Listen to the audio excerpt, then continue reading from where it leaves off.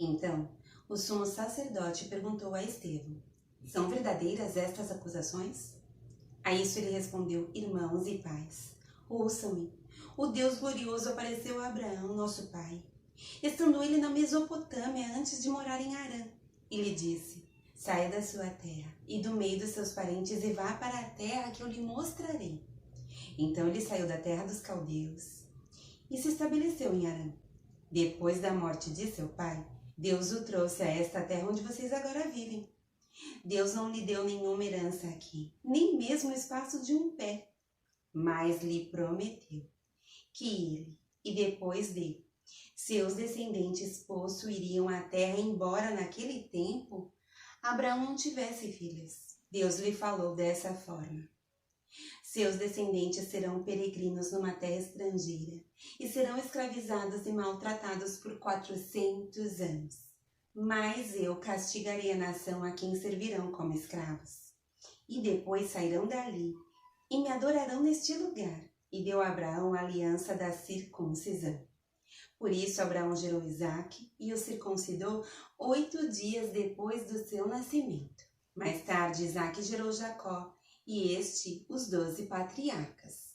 Os patriarcas, tendo inveja de José, venderam-no como escravo para o Egito. Mas Deus estava com ele e o libertou de todas as suas tribulações, dando a José favor e sabedoria diante do faraó, rei do Egito. Este o tornou governador do Egito e de todo o seu palácio. Depois houve fome em todo o Egito e em Canaã, trazendo grande sofrimento, e os nossos antepassados não encontravam alimento. Ouvindo que havia trigo no Egito, Jacó enviou nossos antepassados em sua primeira viagem. Na segunda viagem deles, José fez-se reconhecer por seus irmãos, e o faraó pôde conhecer a família de José. Depois disso, José mandou buscar seu pai Jacó e toda a sua família, que eram 75 pessoas. Então Jacó desceu ao Egito, onde faleceram ele e os nossos antepassados. Seus corpos foram levados de volta a Siquém e colocados no túmulo que Abraão havia comprado ali dos filhos de Amor, por certa quantia. Ao se aproximar o tempo em que Deus cumpriria sua promessa a Abraão, aumentou muito o número do nosso povo no Egito. Então outro rei, que nada sabia a respeito de José, passou a governar o Egito. Ele agiu traiçoeiramente para com o nosso povo e oprimiu os nossos antepassados, obrigando-os a abandonar os seus recém-nascidos, para que não sobrevivessem. Naquele tempo nasceu Moisés, que era um menino extraordinário. Por 3 meses ele foi criado na casa de seu pai. Quando foi abandonado, a filha do faraó o tomou e o criou como seu próprio filho. Moisés foi educado em toda a sabedoria dos egípcios e veio a ser poderoso em palavras e obras.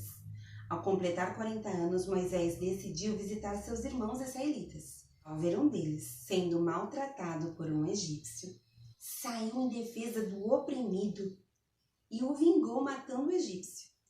Ele pensava que seus irmãos compreenderiam que Deus o estava usando para salvá-los. Mas eles não compreenderam. No dia seguinte, Moisés dirigiu-se a 2 israelitas que estavam brigando e tentou reconciliá-los, dizendo: homens, vocês são irmãos, por que ferem um ao outro? Mas o homem que maltratava o outro empurrou Moisés e disse: quem o nomeou líder e juiz sobre nós? Quer matar-me como matou o egípcio ontem? Ouvindo isso, Moisés fugiu para Midian, onde ficou morando como um estrangeiro e teve 2 filhos. Passados 40 anos, apareceu a Moisés um anjo nas labaredas de uma sarça em chamas no deserto perto do Monte Sinai. Vendo aquilo, ficou atônito e, aproximando-se para observar, ouviu a voz do Senhor: eu sou o Deus dos seus antepassados, o Deus de Abraão, o Deus de Isaque, o Deus de Jacó. Moisés, tremendo de medo, não ousava olhar. Então o Senhor lhe disse: tire as sandálias dos pés, porque o lugar em que você está é terra santa. De fato, tenho visto a opressão sobre o meu povo no Egito. Ouvi seus gemidos e desci para livrá-lo. Vem agora e eu enviarei de volta ao Egito. Este é o mesmo Moisés, que tinham rejeitado com estas palavras: quem o nomeou líder e juiz? Ele foi enviado pelo próprio Deus para ser líder e libertador deles, por meio do anjo que lhe tinha aparecido na sarça. Ele os tirou de lá, fazendo maravilhas e sinais no Egito, no Mar Vermelho e no deserto durante 40 anos. Este é aquele Moisés que disse aos israelitas: Deus lhes levantará dentre seus irmãos um profeta como eu. Ele estava na congregação no deserto com o anjo que lhe falava no Monte Sinai e com os nossos antepassados e recebeu palavras vivas para transmiti-las a nós. Mas nossos antepassados se recusaram a obedecer-lhe, ao contrário, rejeitaram-no e em seu coração voltaram para o Egito. Disseram a Arão: faça para nós deuses que nos conduzam, pois a esse Moisés que nos tirou do Egito. Não sabemos o que lhe aconteceu. Naquela ocasião, fizeram um ídolo em forma de bezerro. Trouxeram-lhe sacrifícios e fizeram uma celebração em honra ao que as suas mãos tinham feito. Mas Deus afastou-se deles e os entregou à adoração dos astros, conforme o que foi escrito no livro dos profetas. Foi a mim que vocês apresentaram sacrifícios e ofertas durante os 40 anos no deserto, ó nação de Israel. Ao invés disso, levantaram o santuário de Moloque e a estrela do seu deus Renfã, ídolos que vocês fizeram para adorar. Portanto, eu os enviarei para o exílio, para além da Babilônia. No deserto, os nossos antepassados tinham o tabernáculo da aliança, que fora feito segundo a ordem de Deus a Moisés, de acordo com o modelo que ele tinha visto. Tendo recebido o tabernáculo, nossos antepassados o levaram sob a liderança de Josué, quando tomaram a terra das nações que Deus expulsou de diante deles. Esse tabernáculo permaneceu nesta terra até a época de Davi, que encontrou graça diante de Deus e pediu que ele lhe permitisse providenciar uma habitação para o Deus de Jacó.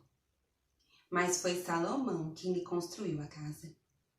Todavia, o Altíssimo não habita em casas feitas por homens. Como diz o profeta: o céu é o meu trono e a terra o estrado dos meus pés. Que espécie de casa vocês me edificarão? Diz o Senhor. Onde seria o meu lugar de descanso? Não foram as minhas mãos que fizeram todas essas coisas? Povo rebelde, obstinado de coração e de ouvidos. Vocês são iguais aos seus antepassados, sempre resistem ao Espírito Santo. Qual dos profetas os seus antepassados não perseguiram? Eles mataram aqueles que prediziam a vinda do justo, de quem agora vocês se tornaram traidores e assassinos. Vocês que receberam a lei por intermédio de anjos, mas não lhe obedeceram. Ouvindo isso, ficaram furiosos e rangeram os dentes contra ele, mas Estevão, cheio do Espírito Santo, levantou os olhos para o céu e viu a glória de Deus e Jesus em pé à direita de Deus e disse: vejo os céus abertos e o Filho do Homem em pé à direita de Deus. Mas eles taparam os ouvidos e, dando fortes gritos, lançaram-se todos juntos contra ele. Arrastaram-no para fora da cidade e começaram a apedrejá-lo. As testemunhas deixaram seus mantos aos pés de um jovem chamado Saulo.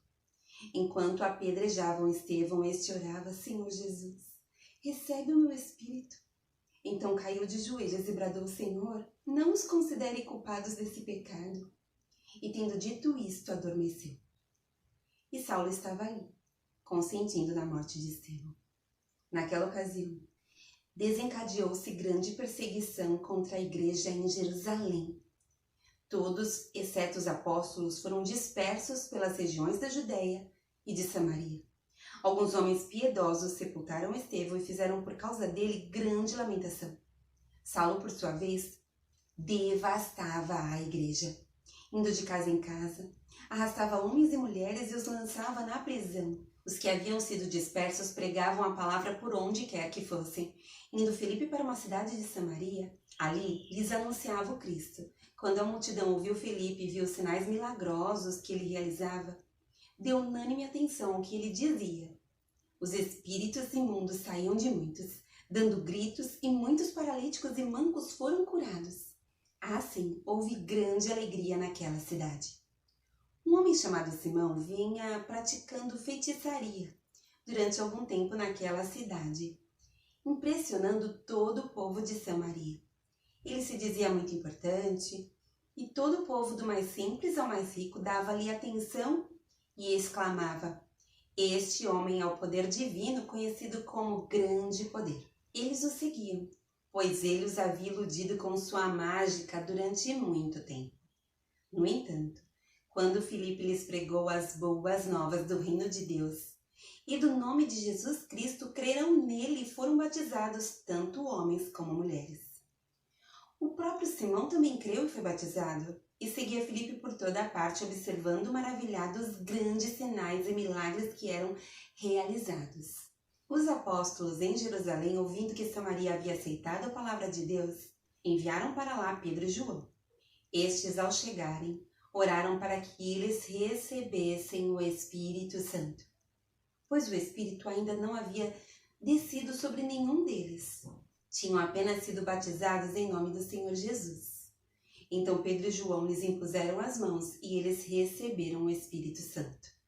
Vendo Simão que o Espírito era dado com a imposição das mãos dos apóstolos, ofereceu-lhes dinheiro e disse: "Dê-me também este poder, para que a pessoa sobre quem eu puser as mãos receba o Espírito Santo." Pedro respondeu: "Pereça com você o seu dinheiro. Você pensa que pode comprar o dom de Deus com dinheiro? Você não tem parte nem direito algum neste ministério, porque o seu coração não é reto diante de Deus. Arrependa-se dessa maldade e ore ao Senhor. Talvez Ele lhe perdoe tal pensamento do seu coração, pois vejo que você está cheio de amargura e preso pelo pecado."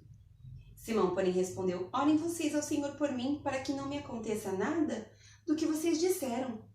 Tendo testemunhado e proclamado a palavra do Senhor, Pedro e João voltaram a Jerusalém, pregando o evangelho em muitos povoados samaritanos.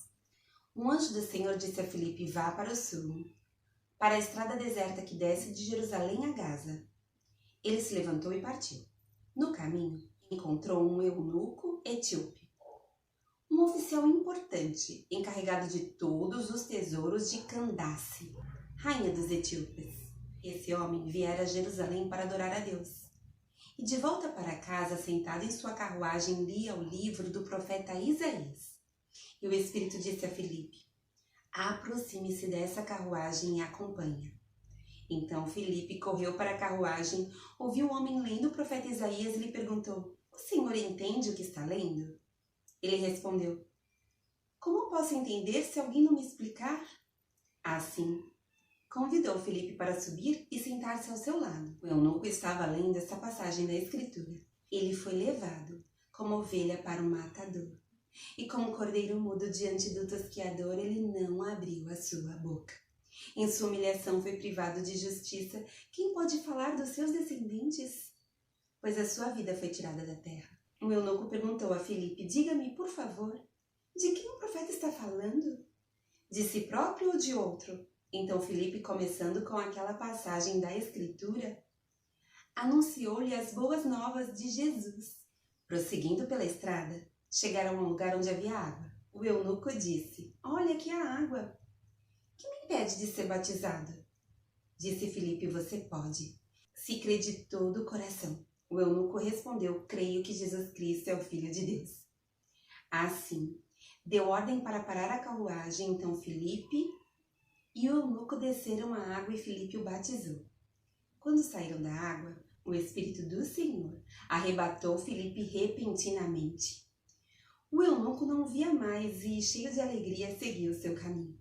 Filipe, porém, apareceu em Azoto. Indo para Cesareia, pregava o evangelho em todas as cidades pelas quais passava. Enquanto isso, Saulo ainda respirava ameaças de morte contra os discípulos do Senhor. Dirigindo-se ao sumo sacerdote, pediu-lhe cartas para as sinagogas de Damasco, de maneira que, caso encontrasse ali homens ou mulheres que pertencessem ao caminho, pudesse levá-los presos para Jerusalém. Em sua viagem, quando se aproximava de Damasco, de repente, brilhou ao seu redor uma luz vinda do céu. Ele caiu por terra e ouviu uma voz que lhe dizia: Saulo, Saulo, por que você me persegue? Saulo perguntou: Quem és tu, Senhor? Ele respondeu: Eu sou Jesus, a quem você persegue. Levante-se e entre na cidade, alguém lhe dirá o que deve fazer. Os homens que viajavam com Saulo pararam emudecidos, ouviam a voz, mas não viam ninguém. Saulo levantou-se do chão e, abrindo os olhos, não conseguia ver nada. E os homens o levaram pela mão até Damasco. Por 3 dias ele esteve cego, não comeu e nem bebeu. Em Damasco havia um discípulo chamado Ananias. O Senhor o chamou numa visão. Ananias? Eis-me aqui, Senhor, respondeu ele. O Senhor lhe disse: vá à casa de Judas, na rua chamada Direita, e pergunte por um homem de Tarso chamado Saulo. Ele está orando. Numa visão viu um homem chamado Ananias chegar e impor-lhe as mãos para que voltasse a ver. Respondeu Ananias: Senhor, tenho ouvido muita coisa a respeito desse homem, de todo o mal que tem feito aos teus santos em Jerusalém. Ele chegou aqui com autorização dos chefes dos sacerdotes para prender todos os que invocam o teu nome. Mas o Senhor disse a Ananias: vá. Este homem é meu instrumento escolhido para levar o meu nome perante os gentios e seus reis, e perante o povo de Israel. Mostrarei a ele o quanto deve sofrer pelo meu nome. Então Ananias foi. Entrou na casa, pôs as mãos sobre Paulo e disse: Irmão Saulo, o Senhor Jesus lhe apareceu no caminho por onde você vinha. Enviou-me para que você volte a ver e seja cheio do Espírito Santo. Imediatamente, algo como escamas caiu dos olhos de Saulo e ele passou a ver novamente. Levantando-se, foi batizado e depois de comer, recuperou as forças. Saulo passou vários dias com os discípulos em Damasco. Logo começou a pregar nas sinagogas que Jesus é o Filho de Deus. Todos os que ouviam ficavam perplexos e perguntavam: não é ele, o homem que procurava destruir em Jerusalém aqueles que invocavam este nome? E não veio para cá justamente para levá-los presos aos chefes dos sacerdotes? Todavia Saulo se fortalecia cada vez mais e confundia os judeus que viviam em Damasco, demonstrando que Jesus é o Cristo. Decorrido muitos dias, os judeus decidiram de comum acordo matá-lo, mas Saulo ficou sabendo do plano deles. Dia e noite eles vigiavam as portas da cidade a fim de matá-lo. Mas os seus discípulos o levaram de noite e o fizeram descer num cesto através de uma abertura na muralha. Quando chegou a Jerusalém, tentou reunir-se aos discípulos, mas todos estavam com medo dele, não acreditando que fosse realmente um discípulo. Então Barnabé o levou aos apóstolos e lhes contou como no caminho Saulo vira o Senhor que lhe falara, e como em Damasco ele havia pregado corajosamente em nome de Jesus. Assim Saulo ficou com eles e andava com liberdade em Jerusalém, pregando corajosamente em nome do Senhor. Falava e discutia com os judeus de fala grega, mas estes tentavam matá-lo. Sabendo disso, os irmãos o levaram para Cesareia e o enviaram para Tarso. A igreja passava por um período de paz em toda a Judéia, Galiléia e Samaria. Ela se edificava e, encorajada pelo Espírito Santo, crescia em número, vivendo no temor do Senhor. Viajando por toda parte, Pedro foi visitar os santos que viviam em Lida. Ali encontrou um paralítico chamado Enéas, que estava acamado fazia 8 anos.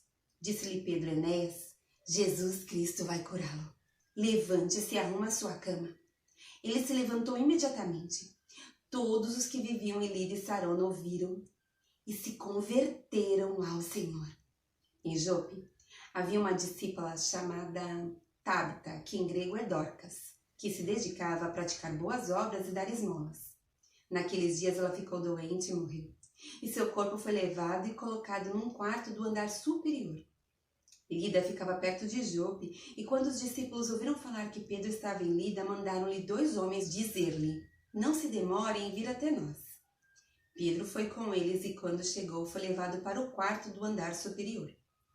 Todas as viúvas o rodearam, chorando e mostrando-lhe os vestidos e outras roupas que Dorcas tinha feito quando ainda estava com elas. Pedro mandou que todos saíssem do quarto. Depois, ajoelhou-se e orou. Voltando-se para a mulher morta, disse: Tabita, levante-se. Ela abriu os olhos e, vendo Pedro, sentou-se, tomando-a pela mão, ajudou-a a pôr-se em pé. Então, chamando os santos e as viúvas, apresentou-a viva. Este fato se tornou conhecido em toda a cidade de Jope, e muitos creram no Senhor. Pedro ficou em Jope durante algum tempo com um curtidor de couro chamado Simão.